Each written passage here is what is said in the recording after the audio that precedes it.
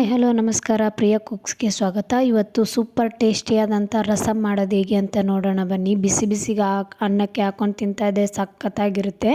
ಮಾಡೋದು ಹೇಗೆ ಅಂತ ನೋಡೋಣ ಬನ್ನಿ. ಒಂದು ಮಿಕ್ಸರ್ ಜಾರಿಗೆ 10-15 ಮೆಣಸು, ಜೀರಿಗೆ ಮತ್ತು ಪುಟ್ಟ ಸುಲಿದೇ ಇರೋ ಬೆಳ್ಳುಳ್ಳಿ, ಒಂದೆರಡು ಹಸಿಮೆಣ್ಸಿನ್ಕಾಯಿ ಹಾಕ್ಕೊಂಡಿದ್ದೀನಿ, ಮತ್ತು ಕೊತ್ತಂಬರಿ, ಒಂದು ಸ್ವಲ್ಪ ಹುಣಸೆಹಣ್ಣು, ಸ್ವಲ್ಪ ಬೆಲ್ಲ ಹಾಕ್ಕೊಂಡಿದ್ದೀನಿ.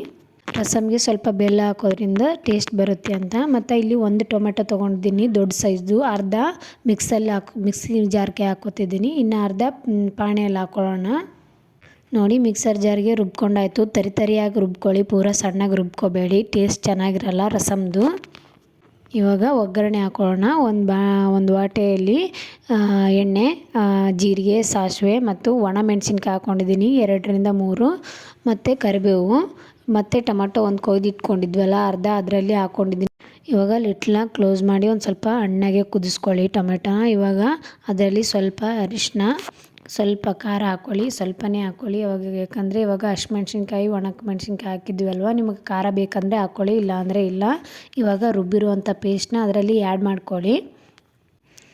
ಇವಾಗ ಅದನ್ನ ಹುಣಸೆಹಣ್ಣು ಸ್ವಲ್ಪ ನೆನೆ ಇಟ್ಕೊಂಡಿದ್ದೆ, ಅದನ್ನು ಸ್ವಲ್ಪ ಹಾಕ್ಕೊತಿದ್ದೀನಿ. ನಿಮಗೆ ಹುಳಿ ಜಾಸ್ತಿ ಬೇಕಂದರೆ ಹಾಕ್ಕೊಳ್ಳಿ, ಇಲ್ಲಾಂದರೆ ಬೇಡ, ಸ್ಕಿಪ್ ಮಾಡಿ.